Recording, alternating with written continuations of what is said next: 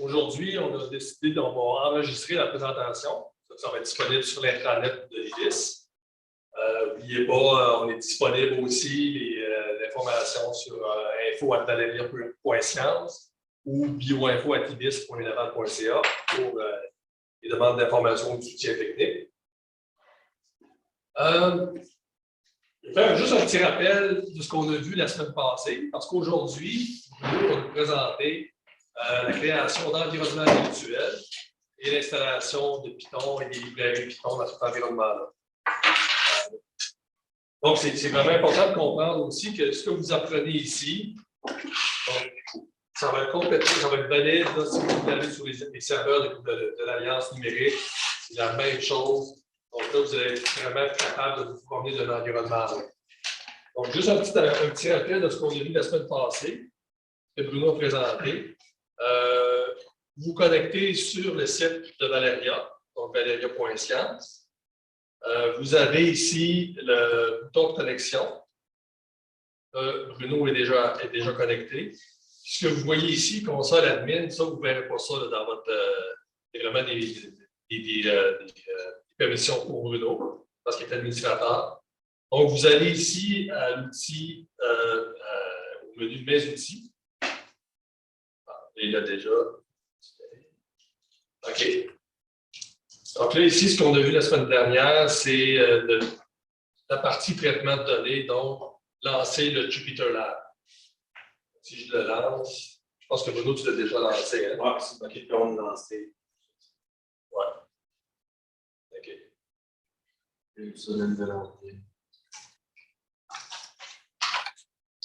Donc,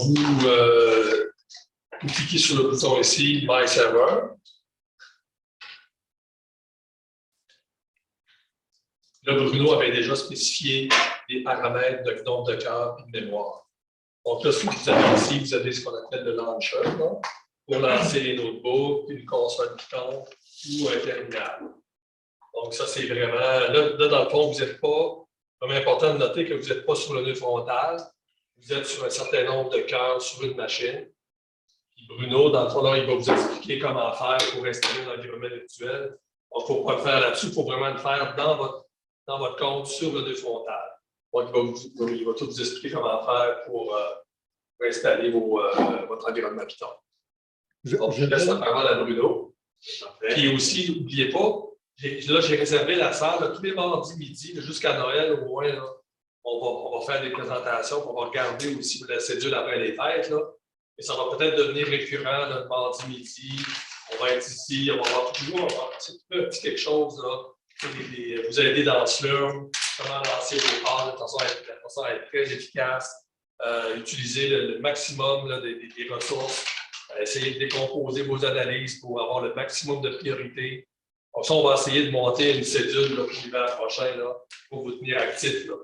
Puis aussi, concernant l'espace disque, ça s'enligne pour qu'on traverse une bonne partie des partitions vers le système LUS de Valeria. Donc, ça ne sera plus là, une question de peut-être qu'on y va, peut-être qu'on n'y va pas. C'est vraiment important là, de vraiment bien apprendre ça ici, de le pratiquer, puis de commencer à l'utiliser parce que ça va devenir réel d'ici probablement quelques semaines ou en tout cas après les fêtes. Jérôme, est-ce que tu m'entends? Donc, je suis oui. au milieu sur Zoom. Oui. Je veux juste te dire qu'on ne voit pas l'écran sur Zoom. On voit seulement que le présentateur. Donc, si vous présentez quelque chose à l'écran, on ne le voit pas. Merci, on va nous arranger ça.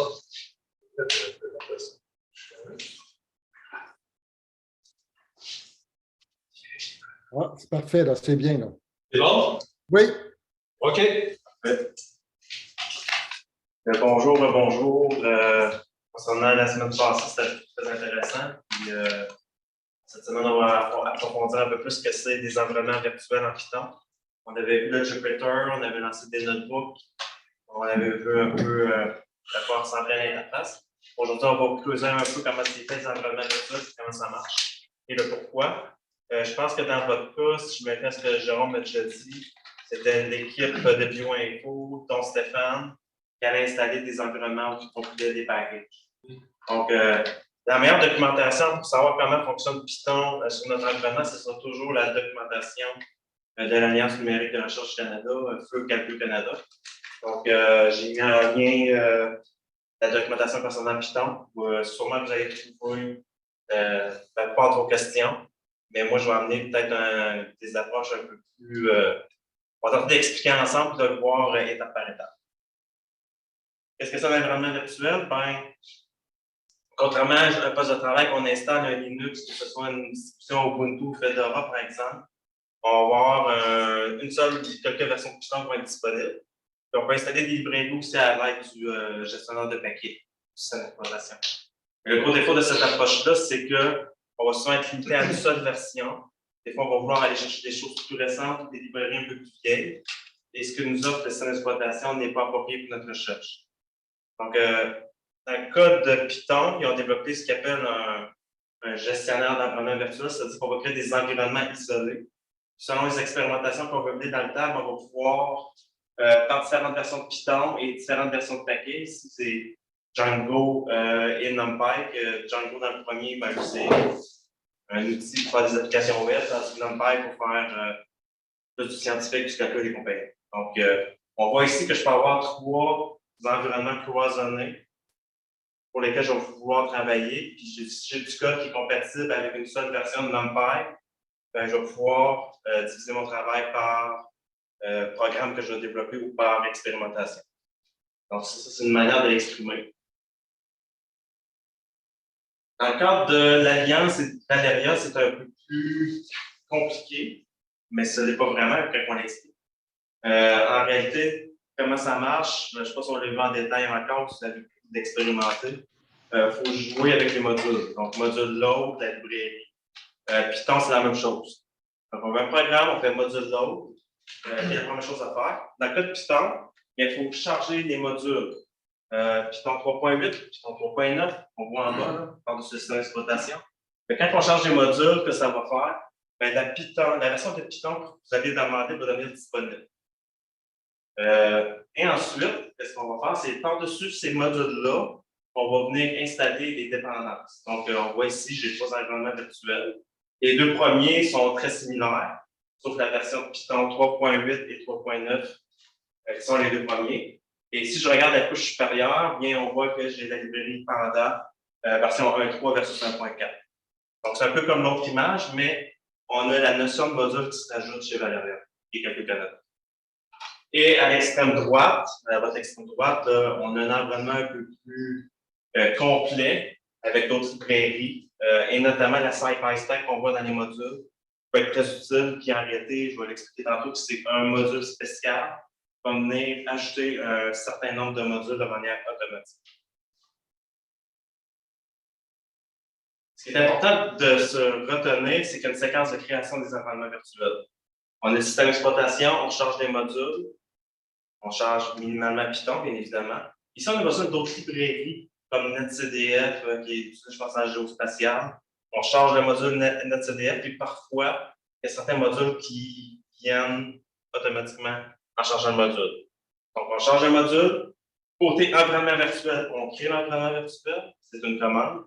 Une seconde commande, on active l'environnement virtuel et on met à jour PIP, qui est le gestionnaire de paquets Python, pour s'assurer d'avoir les dernières mises à jour en termes de performance et de bugs.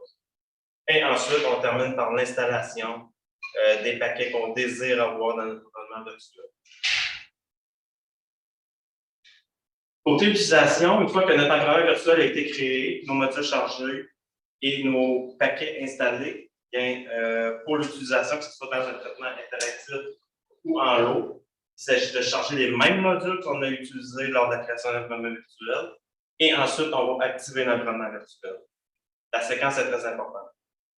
Ou du moins, il faut faire les deux.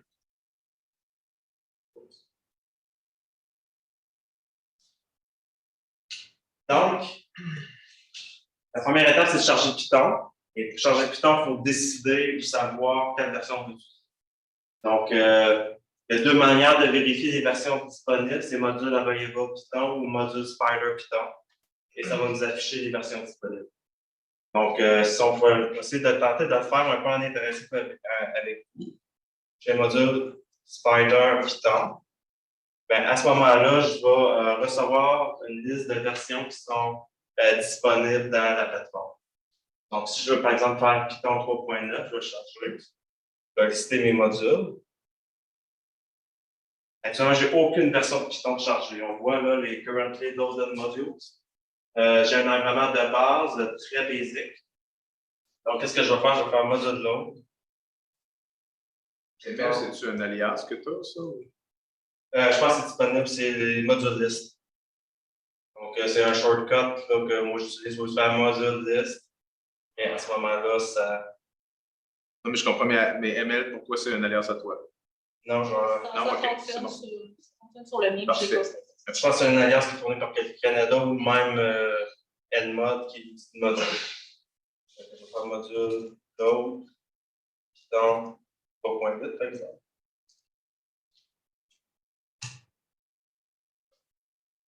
J'ai le module list, mais là, à ce moment-là, on voit que j'ai un nouveau module et numéro 12.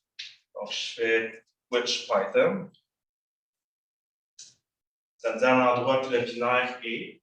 Donc, on peut confirmer que lorsque je vais lancer la commande Python, le chemin complet, on va chercher le Python de Calcul Canada et on voit dans les dernières composantes du chemin la version 3.8.10.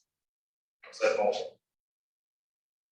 Si pour les curieux qui veulent pousser plus loin, bien, on confirme avec Python -v majuscule la version qui est utilisée. La prochaine étape, c'est de démarrer un environnement vierge. On veut un environnement reproductible, on ne veut pas avoir de module qui va venir interférer. Quand on sait qu'on fait juste Python, ben, la bonne pratique, c'est de faire un module reset. Ça, c'est notamment, j'ai mis un astérisque, c'est notamment doublement important dans le cas où vous travaillez sur le nœud interactif de type Jupyter. Parce que dans Jupyter, je ne sais pas si vous en rappelez, lorsque j'expliquais la semaine dernière, pour que ce soit utilisable, d'avoir des notebooks avec les librairies Panda, les librairies scientifiques, on les précharge pour vous, RStudio, VS Code.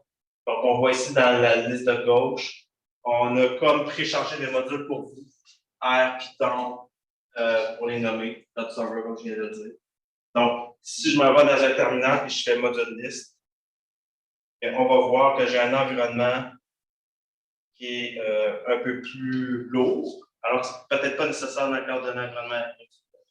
Donc, ce qu'on va venir faire, puisque mon terminal, lorsque je le lance, hérite automatiquement de ce qui est préchargé dans ma liste à gauche, il y a moyen de revenir dans l'environnement vierge à l'aide de la commande module list. Module list. Et si je fais module list, on voit j'ai sensiblement un environnement vierge tel que j'avais sur le nœud frontal qui, lui, est dégarni de tout module. Donc, là, je tombe dans un état équivalent au nœud frontal. Et depuis peu, les nœuds qui roulent Jupyter ont accès à Internet. Donc, on peut faire exactement les mêmes opérations que le nœud frontal. Donc, ça peut être intéressant pour ceux qui veulent faire seulement par le web. Une fois Python chargé, il s'agit de créer l'environnement virtuel. À chaque fois qu'on crée un environnement virtuel, c'est ces trois commandes-là. Donc, il faut créer des alias, des fonctions bash. Moi, c'est ce que j'ai fait. Je pense même à peut-être les rendre disponibles au plus grand nombre, mais je vais attendre d'atteindre cette stabilité là-dessus. Mais essentiellement, c'est trois grandes commandes. Donc,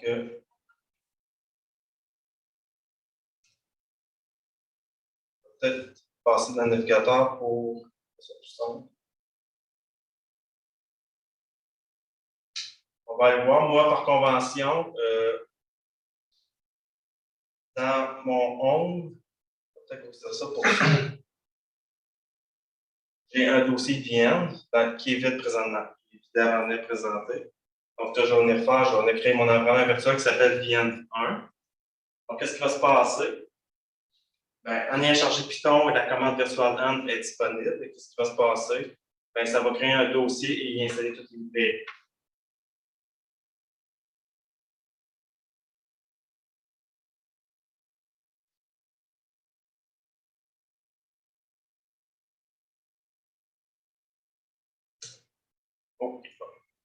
Ça s'est créé. Et là, si je fais ls-vm, je vois un dossier qui correspond à un environnement virtuel.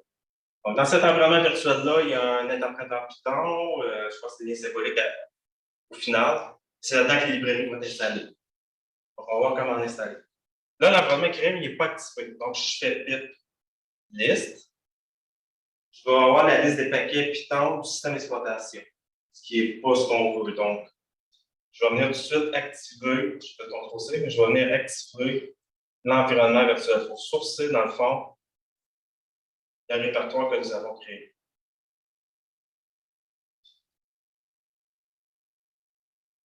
Dans le dossier bin, script s'appelle activer. Lorsqu'un environnement virtuel est activé, on voit à l'extrême gauche de mon input de commande le nom de l'environnement. À ce moment-ci, si je fais pip list, ça va me lister les paquets qui sont installés dans cet environnement virtuel. On voit que j'ai un environnement qui est vide. Après ça, la bonne pratique, c'est de mettre à jour pip, qui est le gestionnaire de paquets. On voit ici, j'ai la version 20.02. Et s'il y a une nouvelle version, on va aller l'installer pour potentiellement éviter des problèmes. Donc là, on voit qu'il y a une nouvelle version, il va désinstaller l'ancienne et installer la nouvelle. Et tout ça, c'est des paquets précompilés qui proviennent de ce qu'on appelle la wheelhouse. Donc, c'est des paquets qui ont été compilés par l'équipe de Calcul Canada et optimisés aussi avec les diverses instructions de processeur. Donc là, j'ai ma version de pip la plus récente installée. J'ai une question. Oui. Quand tu dis que c'est des trucs précompilés, ça veut dire qu'on est un peu plus limité qu'avec Conda, par exemple, où il y a beaucoup de trucs qui sont pas précompilés. C'est différent de Conda, en effet. Là, on est limité à ce que fournit Calcul Canada, mais si on a besoin de Wheel, on peut leur demander et ils vont le faire pour nous. Okay, mais c'est pas ça, je pense à les multiples fois où on installe des logiciels à travers Conda parce que c'est une façon facile et utile de le faire pour nous. Souvent, c'est moins optimisé, mais on gagne potentiellement en temps. Donc, vous pouvez avoir, soit vous compilez ça avec des instructions VX2 ou C112, alors que Conda va plutôt compiler du générique. On voit ici, là, quand on va chercher des paquets qui sont disponibles dans la wheelhouse, on voit qu'il y a des paquets de type générique, c'est-à-dire c'est du code Python pur, et difficilement ou pas optimisable, tandis qu'on a d'autres logiciels comme NetCDF ici, qui va y avoir des instructions, des fois de vectorisation qu'on va pouvoir aller chercher si on fait certains traitements. Donc, oui, on en voit beaucoup qui font du Conda, puis des fois, on parle de quoi? C'est des secondes, des minutes ou des semaines, ça dépend des traitements. Donc, on voit souvent du BioConda qui est installé avec Conda. Donc, c'est différent. Et en termes de nombre de fichiers, c'est pas rare. J'en ai regardé quelques-uns aujourd'hui. Dans Conda, c'est 500 000 à 1 point quelque chose millions de fichiers dans le dossier avec pip et VirtualHand. C'est moins que ça. Ah, c'est le même principe. Python il est très. Va avoir beaucoup de fichiers. Donc, quand on installe un paquet via la wheelhouse, puis pip normal qui va sur l'index central de Python, on va le voir tout à l'heure. Que ce soit dans Conda, c'est un ensemble infini. Pas infini, mais il y a beaucoup de fichiers qui sont extraits, qui sont décompressés dans des répertoires, puis ça compose des librairies qu'on installe. Donc oui, c'est un problème qu'on voit, là, c'est très verbeux en nombre de fichiers. Donc, pour revenir sur la wheelhouse, la wheelhouse, dans le fond, c'est pour savoir c'est quoi les paquets qui sont disponibles précompilés. Donc, par défaut, quand on fait la commande, ça va sortir pour la version de Python qu'on a chargée et pour le jeu d'instructions sur lequel on se retrouve. On peut faire des recherches exactes. Par exemple, Panda. Si je recherche Panda, on voit que la dernière version, c'est la 1.5 sur mon Python 3.8. Et on voit ici que Panda a des optimisations à VX. Donc, ça, c'est une manière de chercher. Ou on peut chercher avec des jokers, wildcard en anglais. On va chercher CDF, par exemple. Comme NetCDF ou H5 NetCDF. Donc, on peut faire des recherches un peu plus avec du fuzzy matching. Puis, en tout temps, ben, si vous avez des questions, la commande est quand même assez bien documentée. Donc, il y a beaucoup d'options. On peut chercher pour des versions de Python en particulier, toutes les versions de Python, toutes les architectures de processeurs. Donc, ça, c'est assez possible. Une fois qu'on sait quel paquet qu'on va installer dans la warehouse, ben, il s'agit de faire pip install. Et le plus important, c'est no index. Qu'est-ce que c'est un index? Ben, c'est PI, je peux peut-être vous montrer. Ça sonne bizarre, là, mais ça s'écrit PI, PyP, plutôt qu'on devrait dire. Je ne sais pas si c'est .A, mais exact. C'est le Python Package Index. Donc, c'est la source, c'est comme la source principale de paquet Python qui est disponible. Donc, si je cherche Panda là-dessus ou n'importe quel autre paquet, on va pouvoir les trouver. Donc, ça, c'est une manière, quand il n'y a pas de warehouse, on peut aller chercher les paquets cet endroit-là. On va le voir. Pour les fins, aujourd'hui, on va faire pip install no index Panda. Ça va faire, ça va installer le paquet Panda à partir de la warehouse. Et il va aller l'installer dans mon. Et évidemment, il y a des dépendances. Et souvent, les dépendances, quelqu'un Canada s'assure qu'ils sont dans la warehouse aussi. Parce que souvent, je vais le voir tantôt peut-être rapidement, mais ce qu'on veut faire aussi, c'est des scripts reproductibles. Il y a moyen d'installer des environnements virtuels à chaque job dans le SSD local à la machine. Donc, souvent, c'est plus vite que de le refaire à chaque fois sur l'us. Donc, il y a des méthodes aussi qui nous permettent de dire, plutôt que de faire un environnement virtuel à la main, on le script. Et à la première job qu'on lance une grappe, on l'installe. Ça, c'est ça. Donc, on peut acheter la reproductibilité. Là, ça. Pourquoi c'est long? Ben, c'est parce qu'il y a beaucoup de fichiers. Donc, les dépendances sont en train d'être installées.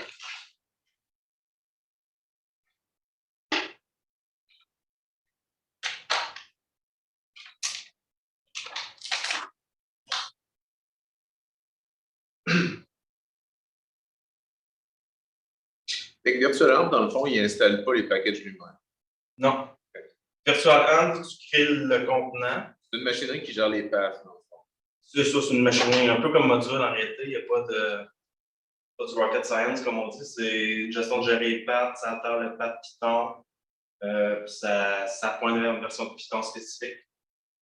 Puis on voit que si je fais pip list, mon environnement virtuel va avoir mon nouveau paquet Panda ainsi que ses dépendances qu'on a vu être installées, notamment PyTimeZone, 6, NumPy, Python Data Utils. Donc, ça, c'est maintenant dans mon environnement virtuel. Donc, si je lance l'interpréteur Python, je fais import Panda as PD, et la convention dans le cas de ce package-là, ça se charge avec succès. C'est disponible.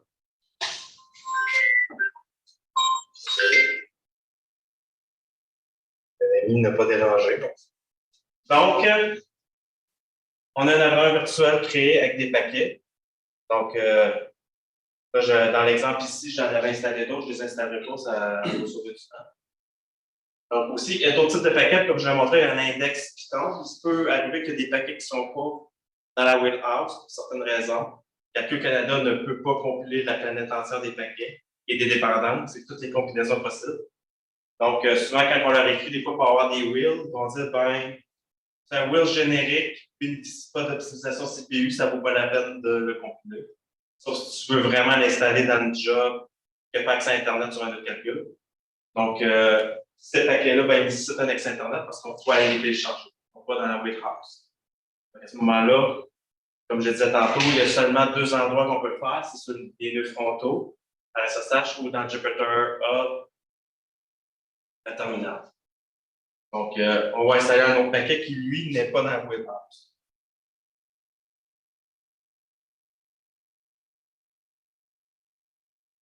Je fais Available Wheels. Ce paquet-là, il ne me trouve pas. À ce moment-là, ce que je fais, c'est pip install. Vous remarquerez que je n'ai pas mis -- no index. Donc là, à ce moment-là, je permets à pip d'aller sur Internet, télécharger la dernière version. Donc, ce qu'il va faire, on va voir, il devrait aller télécharger. On voit. Ah ouais.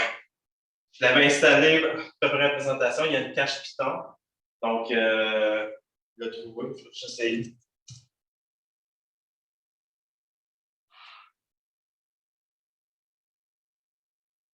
supprimer ma cache. Donc, beaucoup de fichiers là-dedans, je fais beaucoup de tests. Pour être sûr de comprendre, quand tu mets no index, dans le fond, ça le force à aller chercher dans ce qui est précompilé par quelqu'un. Exactement. Le index, en réalité, c'est PyP, donc package index. On va voir si Karma de la présentation, là, on va y télécharger. Là, c'est peut-être une erreur. Peut-être que je l'avais essayé avec Python 3.8 ou 3.8, je suis à 3.8 peut-être. Mais essentiellement, ce que ça devrait faire, ça l'installe. Je vais aller voir s'il n'y a pas un panda plus récent sur Internet. À ce moment-là, il me dit bon, il est déjà installé. Mais c'est censé regarder c'est quoi l'erreur. En tout cas, je peux vous garantir que c'est supposé marcher.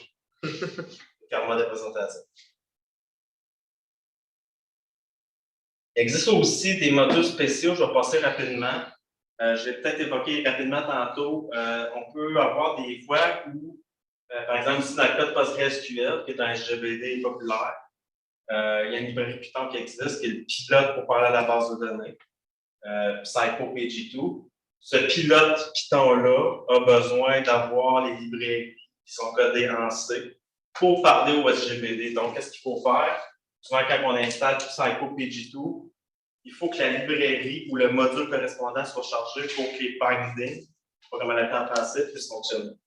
Donc, on parle de module un peu plus avancé, mais si je vais faire module load PostgreSQL /14, que je fais le tip list, on voit que le module PsychoPG2 est chargé. Donc, ça peut être très utile, c'est qu'en chargeant un module, on a le tooling de PostgreSQL, le client PSQL, par exemple. Le client de PostgreSQL ou HTTPD. Donc, on a le Python qui vient avec aussi. Et ça, on peut le voir.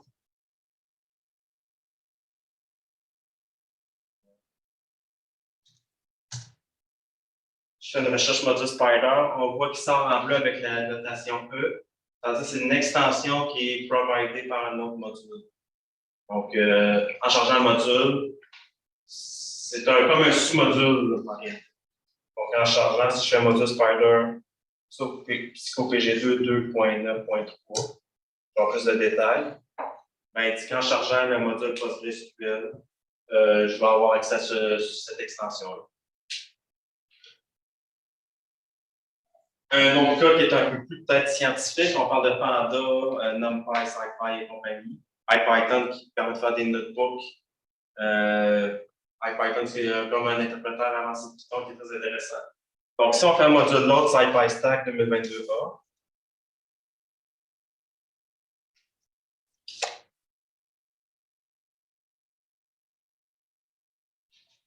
je fais tip list. On va voir que j'ai beaucoup plus de paquets qui sont disponibles. Ça, j'ai pas eu besoin de rien installer. J'ai pas eu à installer Panda, NumPy, SymPy. Il y a plusieurs librairies scientifiques et les dépendances. Donc, on voit ici, j'ai beaucoup de choses. C'est sûr que c'est peut-être pas ça que vous allez vous servir. Le Matplotlib, par exemple, pour faire des visualisations Python. Donc, tout ça, ça vient avec la SciPyStack. Donc, je pense que si on va sur le site web, SciPy, on voit ici, c'est vraiment faire du scientifique. Donc, ça, c'est une manière très simple. Puis l'avantage de procéder comme ça, ben, comme je le disais, on n'a pas besoin d'installer des multitudes de paquets et leur dépendance. C'est beaucoup plus rapide. Et en réalité, tout ça est distribué par calculateur, encore une fois. C'est comme un raccourci, surtout si on veut. Surtout utile, si on va voir tout à l'heure rapidement avec Jupyter. Pour utiliser un environnement virtuel existant, je pense que est-ce qu'il y avait des questions sur la création et l'installation des paquets Python? Fonctionnement des modules aussi qui peuvent fournir des paquets. As-tu des questions? Non? Je suis très clair, à dire. Oui? Tu as dit qu'on pouvait installer soit depuis le node frontal, soit dans un script directement sur les. Ça induit quoi comme différence de faire une méthode ou l'autre pour l'utilisation de C'est beaucoup selon les use cases, je dirais. J'ai du code que je vais peut-être vous montrer plus vers la fin. J'ai fait comme un résumé des grandes méthodes, on pourra peut-être le survoler.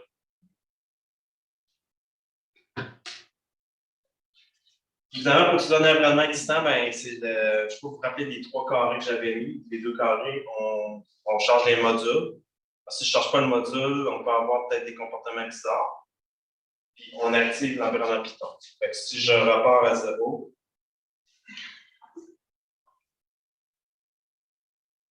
je désactive mon environnement virtuel. Je fais Tetris, je ne sais pas ce que ça va donner. Je pense qu'on va me donner des paquets du système d'exploitation, quelque chose du genre. C'est très long, puis il tourne dans le bord. En réalité, on voit que je n'ai pas d'environnement virtuel de charger. Je fais module list, je vais l'arrêter. Si je fais module list, je retourne à l'environnement vierge. Qu'est-ce qu'il faut faire? Ça peut être lassant. On a vu tantôt pour créer quand même une séquence de commandes. Puis la même chose pour l'utiliser. On va faire module load.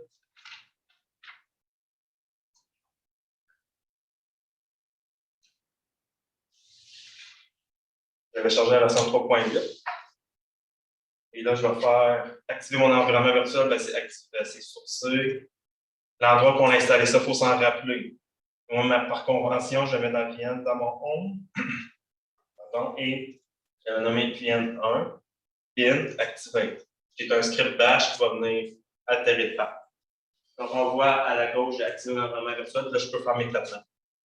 Donc, si on crée un environnement virtuel via les nœuds qui ont accès à Internet, ben, quand on va lancer une job, ben, on va pouvoir faire cette séquence-là. Charger les bons modules, activer l'environnement virtuel. Dans ça, on peut avoir des comportements bizarres. Et ultime, ben, là, évidemment, c'est de lancer Python avec le programme. Que ce soit en interactif ou dans le jeu.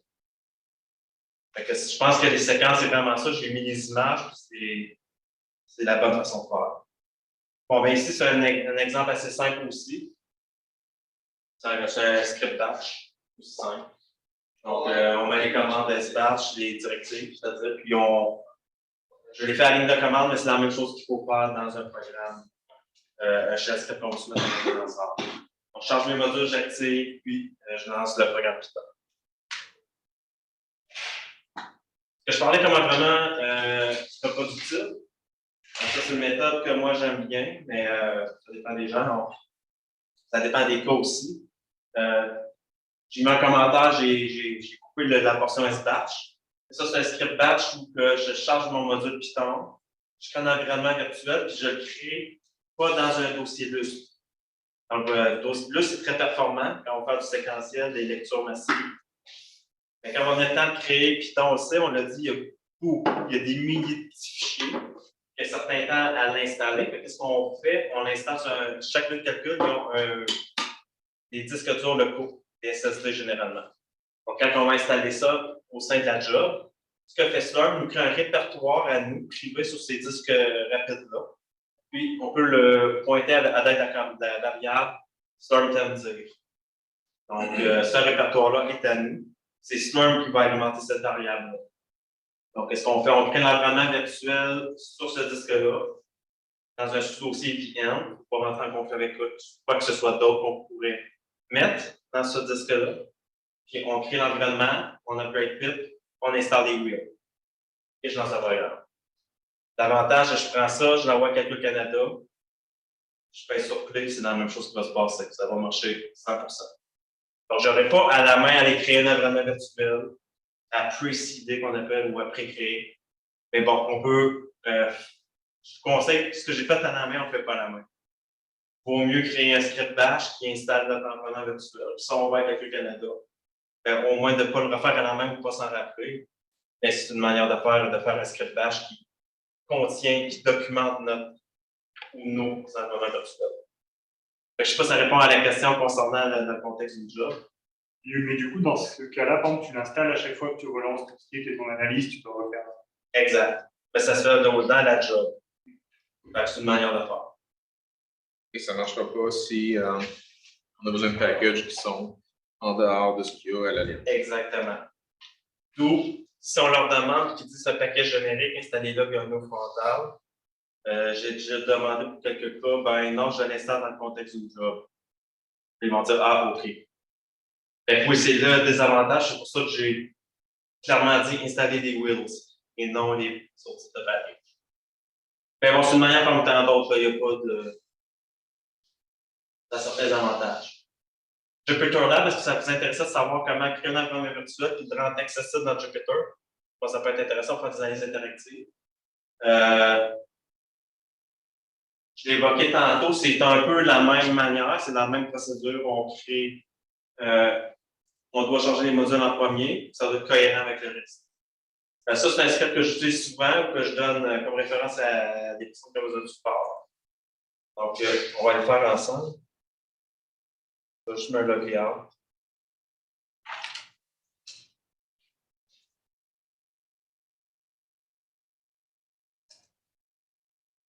Ce que j'aime faire, c'est de prendre une variable d'environnement qui est réutilisable. Donc,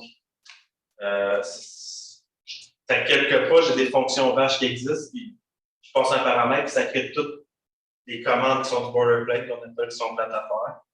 Donc là, je vais venir aller sur un nœud physique là, pour.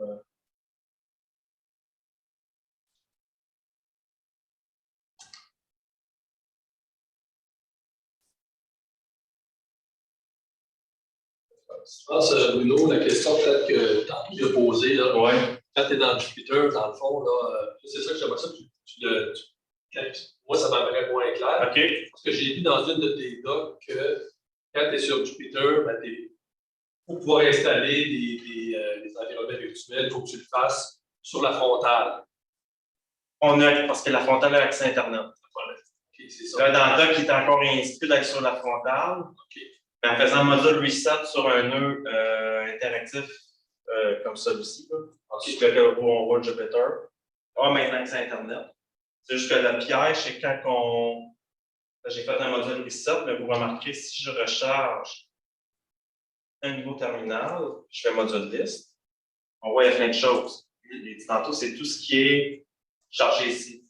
Okay. C'est l'environnement préconfiguré qu'on fournit pour faciliter la vie.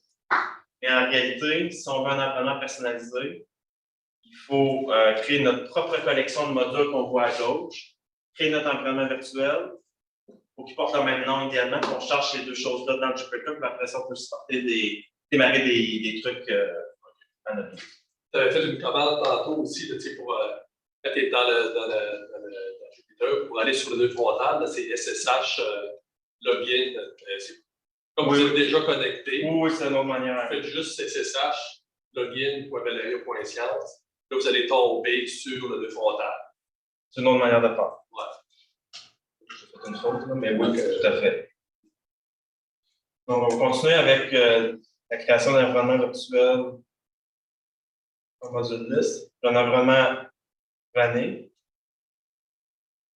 Ce que je vais faire, j'en ai exporté mon environnement virtuel. Désolé, je me promets, j'espère que vous avez pas mal au cœur. Je vais exporter mon nom. Fait que ça, c'est le nom que je vais donner à mon environnement virtuel. C'est le nom que je vais donner à ma collection de modules. Je ne sais pas si vous connaissez les collections de modules, c'est-à-dire qu'on peut charger des modules avec la commande module. Et on peut sauvegarder un ensemble de modules sous un nom qui nous est facile de recharger. On appelle ça un save list, puis avec la commande restore, ben, ça recharge l'environnement. Donc, vous allez comprendre, mais je vais le montrer. Donc, j'ai exporté mon environnement virtuel. Là, je vais tricher, je fais copier-coller. Je vais fermer ça parce que ça me. Ça aussi. Voilà. Et là, j'en ai chargé mes modules. Donc, moi, j'ai choisi Python 3.8, SciPyStack qui est nécessaire. Parce que c'est lui qui va nous donner le IPython qui est nécessaire pour faire l'interaction entre les notebooks et le noyau de l'environnement virtuel. Et je vais faire un module save, c'est ce qu'on appelle une collection.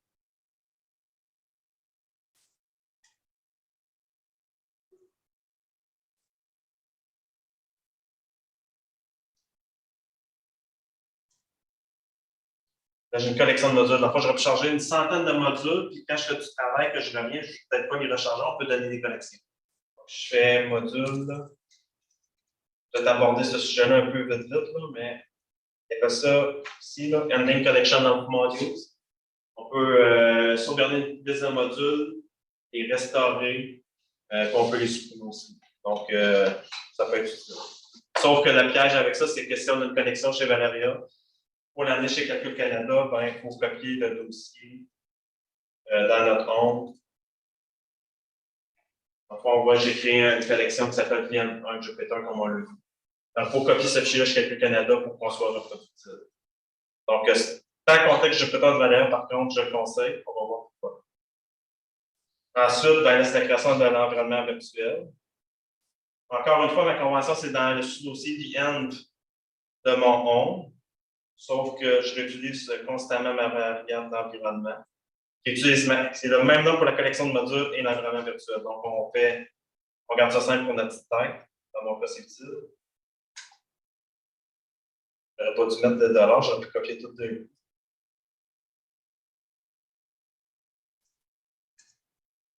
J'active. Pip. Star. Major pip. Ensuite, j'en ai installé des paquets que j'aurais besoin. Dans mon cas, SQL Alchemy qui permet, de parler aux bases de données de manière plus facile. Dans le fond, je charge PostgreSQL. Je fais souvent des démos avec le JGBD aussi. Puis OpenPixel pour ouvrir des fichiers Excel. Donc, mis à jour pip. Là, je vais installer SQL Alchemy puis OpenPixel. Comme j'aurais fait n'importe comment. Pour n'importe quel autre environnement. Maintenant, là, je suis prêt. J'ai une collection. J'ai un notebook. Je vais devoir lancer un notebook spécifique. Donc, peut-être pas bien expliqué là. Mais on va le montrer. Là, il y a un petit glitch. Quand on a fini ça, il faut restarter notre Jupyter.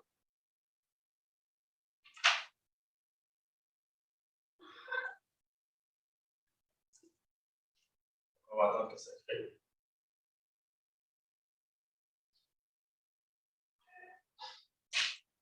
Soit l'étape la plus longue de la journée. C'est quand on prend un café ou de jaser un collègue.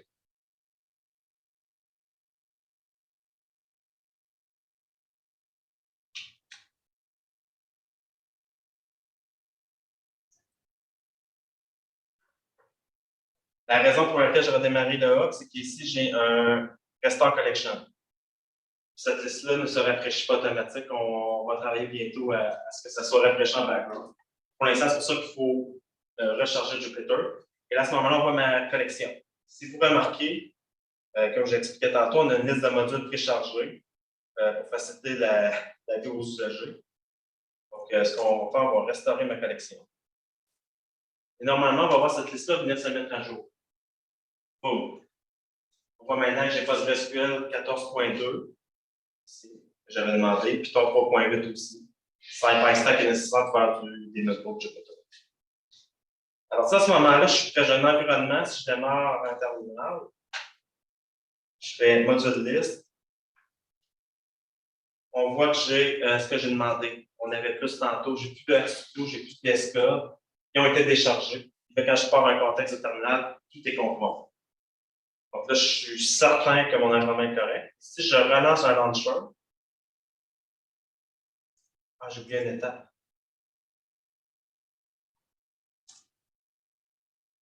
J'ai oublié une étape. Ici.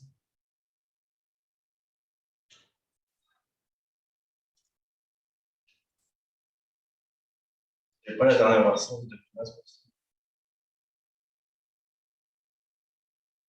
Je vais aller sur la doc.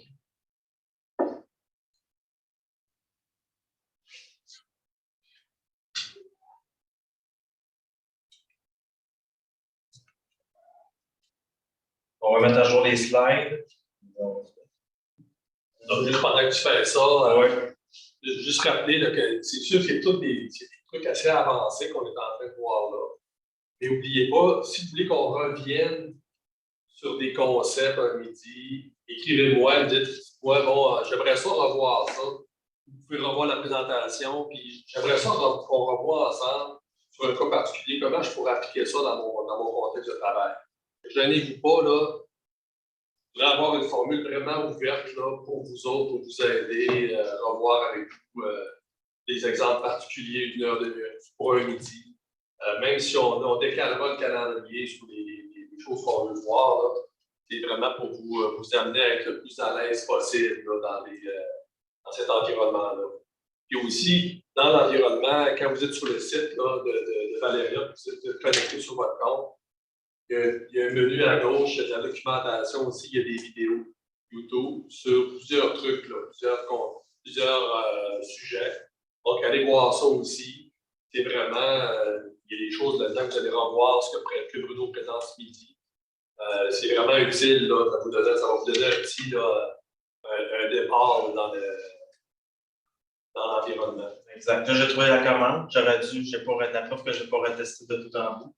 Mais là, j'ai fait, dans le fond, c'est iPad kernel pour dire que mon environnement virtuel, je ne suis pas dedans, ça va être fort de quoi.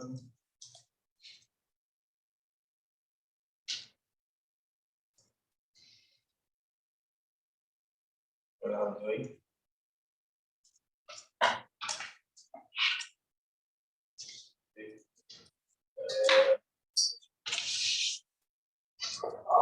Je vais activer mon environnement virtuel.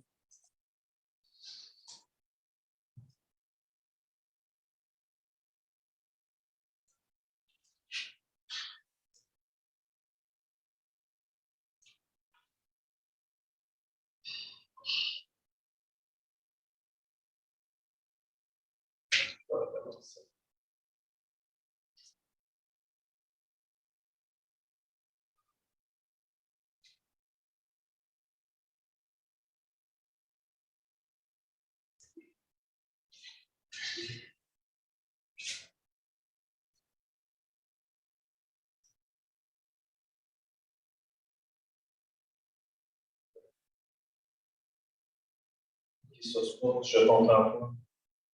Je vais aller sur une frontière, c'est ça qui.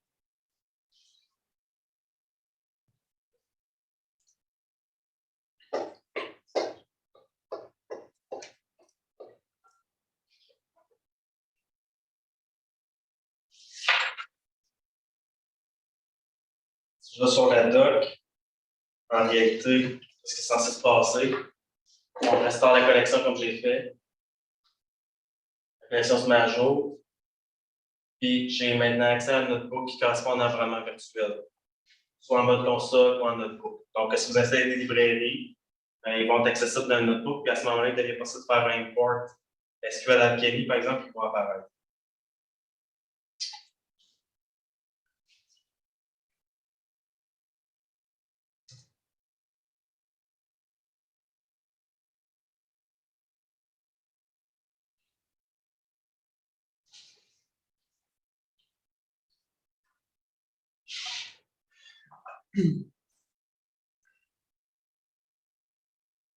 Ce que j'ai fait aussi, j'ai fait comme un résumé de ce que j'ai fait là, tout au long des delivery. Donc, bon, la méthode avec un nom de variable, un environnement, installe vos modules, puis c'est comment l'utiliser. Donc, c'est comme un résumé rapide de ce qu'on a vu aujourd'hui. Donc là, voilà, chanceux.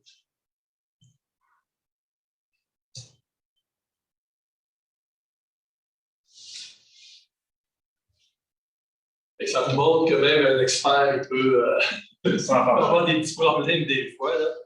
Ça, c'est tout à fait normal. Ça ne va pas hésiter si vous bloquez de demander de l'aide à Bruno. Ouais. On va prendre 2 heures. Ça va prendre quelqu'un pour nous déboguer peut-être des fois les premières étapes.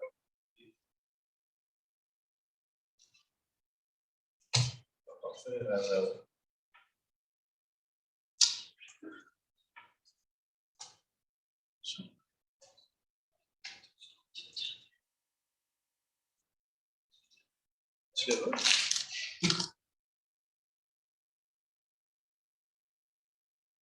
Y a-t-il des questions ou des choses autres que ça peut spaghetti à la fin?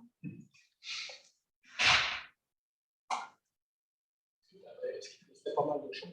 Non, je pense que j'avais tout vu. Donc, j'aurais aimé montrer que ça marche.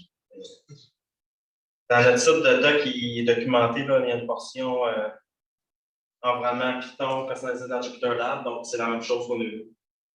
Sauf que je vais aller valider si on a vraiment encore besoin d'être sur la login. Mais en temps normal, il me semble que j'ai testé qu'on peut tout faire maintenant sur la portion terminale ici. Fait que ça ressemblerait à ça. Donc, je sais pas s'il y avait d'autres choses. Vous avez pu jouer avec pour rencontrer des embûches jusqu'à aujourd'hui. Oui. Je ne suis pas certain d'avoir compris pourquoi, quand on passe par Jupiter, il ne faut pas juste créer un environnement exactement comme on l'a fait sur le nœud commun de la RDA. Pourquoi on a besoin de faire toutes ces étapes? OK, pour faire un module reset. Faire un module reset, puis créer deux environnements avec le même nom, puis tu as créé. Oui, C'est pas ça, c'est parce que tu as des modules qui sont des modules style Calcul Canada avec Edmod. Donc, en fait, si j'utilise un Python 3.8 dans mon environnement virtuel, puis certaines librairies modules, et que je crée mon environnement virtuel, que je compile des packages qui ont besoin de ces modules-là, ben, le simple fait d'activer que l'environnement virtuel va avoir des problèmes parce qu'il y a des dépendances vers des modules, des librairies qui ont été compilées en C ou en Fortran des fois. Donc, à ce moment-là, si les liaisons ne sont pas chargées dans l'environnement, Python va envoyer des messages d'erreur. Ça, il faut être cohérent, c'est un peu plate. C'est les modules doivent être cohérents avec ce qu'on charge au niveau de l'environnement virtuel. Puis je pense que je l'avais mis dans une image dans mon. Ici, j'ai cette image-là. Donc, il faut que l'environnement virtuel s'adosse sur des modules. Donc, oui, on peut charger un environnement avec seulement Python, mais si je vais charger des librairies, je crois HDF5 ou NetCDF, c'est des librairies qui ont été codées dans des langages comme C ou Fortran. Mais si j'installe le package Python qui donne accès à ces librairies optimisées-là, ben, je vais avoir besoin des modules dans mon environnement. Donc, sinon, ça ne marche pas. C'est comme si vous compiliez Python sur votre Ubuntu, votre Fedora avec des librairies, vous enlevez certains paquets qui sont de dépendance, ben, le package Python va arrêter de fonctionner. En réalité, c'est un jeu de dépendance, ça, c'est la joie des informaticiens. Oui. Si jamais, là, pour une application spécifique, je ne trouve pas ce que je veux avec pip, puis je décide de faire un revert to default puis aller avec Conda. Je fais-tu juste remplacer la stack en haut de VirtualEnv puis pip, puis je garde les modules en bas, ou qu'est-ce que ça peut changer? Qu'est-ce qui peut interagir ensemble comme il faut ou non? C'est pas une bonne idée parce que. Une bonne idée de quoi? D'utiliser à la fois les modules et. C'est ça, parce que c'est pas géré sur des mêmes chemins, des mêmes instructions. Conda va être, si on va sur Calcul Canada, vous irez lire, la note est très claire, du not install Anaconda sur le cluster. Il évoque toutes les raisons. Bon, bien sûr qu'il y a un peu de purisme là-dedans, on se pense meilleur. Anaconda, pour moi, je m'en suis déjà servi, je peux pas être. La question, c'est maintenant, je veux faire de la science, puis c'est ça que j'ai besoin. Avance la science, je te dirais, penche-toi pas. On est là pour pas, on n'est pas là pour empêcher la science. Fait que je fais genre module reset, puis je me ferai un environnement Conda qui fit avec ce que j'ai besoin. Exact. Mais je ne suis pas sûr d'intégration avec le Jupyter par contre. Moi, j'en ai pas besoin. Exact. Je m'en accommode. Mais bon, je dirais voir là, il y a des bonnes raisons, mais il y a des fois que. Moi, j'essaie Anaconda, des fois que tu as tout d'un bloc, ça marche. Je pense même qu'on se déploie nous dans Valorant. Ça.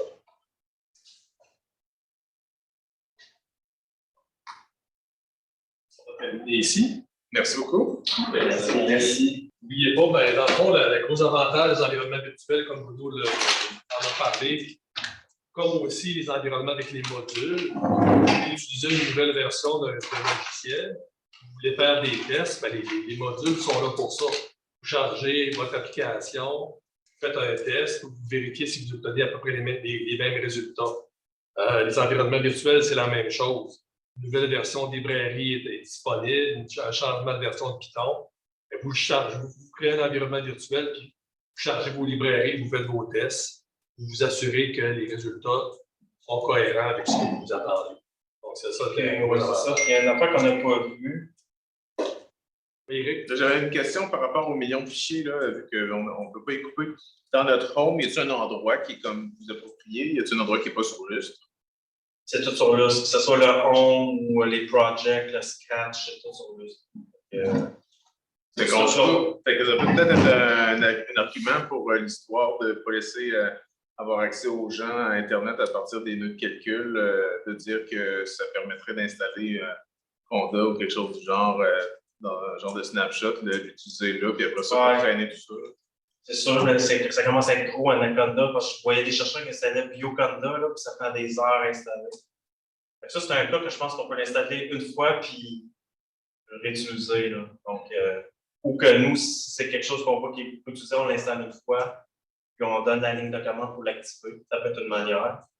Parce que comme les jeux de données publiques, s'il y a des chercheurs qui veulent des données de référence de la NASA, on en a des fois, mais on met ça dans un dossier commun pour éviter que chaque personne la télécharge en double en fait.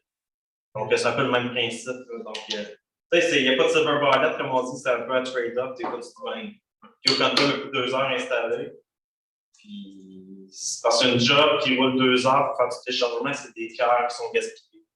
Donc, c'est pour ça que le nœud frontal est là, on prépare notre environnement, on télécharge nos données, puis après ça, on lance le traitement pour que les cœurs soient utilisés le plus possible.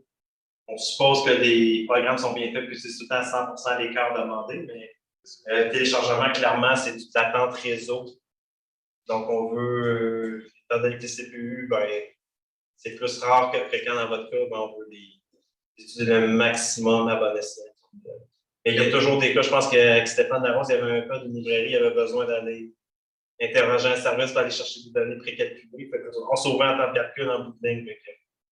C'est ça, c'est pour ça que le nœud frontal et le nœud interactif, c'est de là qu'on veut préparer et laisser le gros calcul en batch, mais sans accès Internet.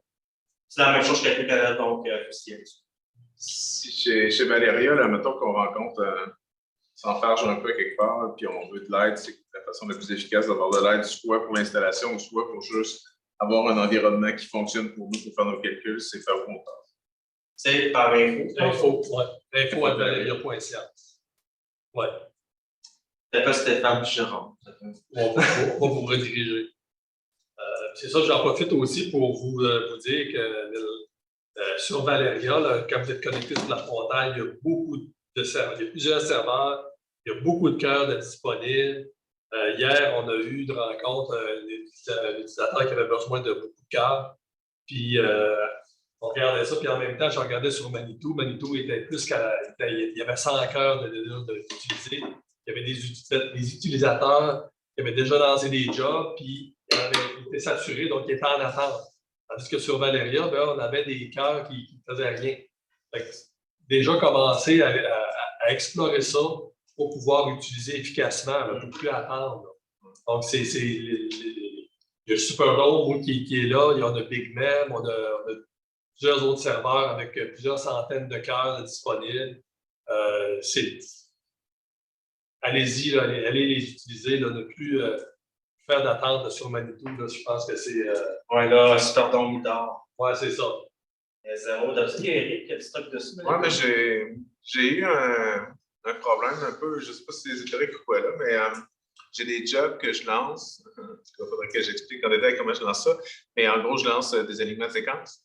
Puis j'ai une bâche dans des affaires que finalement, ça n'a pas fini. Puis il était resté collé genre pendant des jours de temps sur la dernière bâche de job. Puis il l'a juste pas arrêté. Mais les fichiers sont là, puis ils me semblent terminés. Puis et j'ai des jobs qui ont resté comme collés. Je ne sais pas si j'ai eu ça la dernière fois aussi, que j'avais fait des grosses bâches de ça. Fait que je pense que le JS, où il a arrêté ces jobs-là qui étaient. As-tu longtemps ou. Je les ai arrêtés le matin, ils roulaient depuis 6 jours. Parce que là, il n'y a rien qui. Non, ben, je les ai quittés tantôt. Mais ils ont terminé en bout de ligne, c'est juste qu'ils étaient pas capables de. Je suis comme pas sûr, il n'y a pas de CPU qui roulait. C'était sur Superdome. Je me suis connecté avec juste un SRAM en interactif, puis j'ai checké avec Top. Il n'y avait rien qui tournait. Et là, il ne disait rien, aucune erreur. Et je ne sais pas qu'est-ce qui s'est passé sur cette batch-là de fichiers. Les données sont sur le serveur NFS ou sur Lust? Sur notre serveur NFS. Ouais. Il y a comme une latence d'écriture, ou je ne sais pas si c'est juste quand il y a update, quand il voit les trucs, là, mais ça écrit des fichiers en continu, dans le fond, ces programmes-là. Puis, ou en tout cas, certains de ces programmes-là, mais si je vois juste un update, genre 30 secondes, en faisant un LH, LS-LH, whatever, je vois juste peut-être aux 20 secondes, 30 secondes, ça update, comme il y a de prendre quelques gigs, au lieu d'être en continu. Puis, je ne sais pas, c'est probablement juste une question de comment on le voit, à quel moment l'information est updatée et qu'on peut avoir accès. C'est ce qui est différent à date pour moi sur Superdome. OK. On va être alerte. Mais c'est aussi quelque chose qu'il faut le dire parce que c'est le bon moment de l'avoir dans les là. Ben oui, quand je l'ai fait, j'ai fait fuck, je l'ai killé, puis là, je me suis dit, ça aurait comme été peut-être intéressant de pas les tuer, les processus pour débugger. J'ai les numéros, j'ai envoyé à Stéphane. J'ai envoyé de quoi à Stéphane avec les numéros de job. Il est pas là aujourd'hui. Non, il n'est pas là. C'est vraiment. Souvent, c'est ça, c'est sur les nœuds de Valeria, on a moins de. On n'a pas encore, en tout cas, Stéphane n'a pas encore les accès administratifs. Là.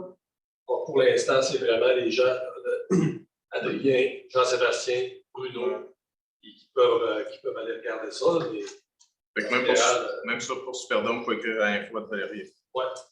Ouais. Stéphane, il y a que ça Superdome aussi, je pense. C'est pas vraiment précis. Bon, on est là en équipe. De la même manière.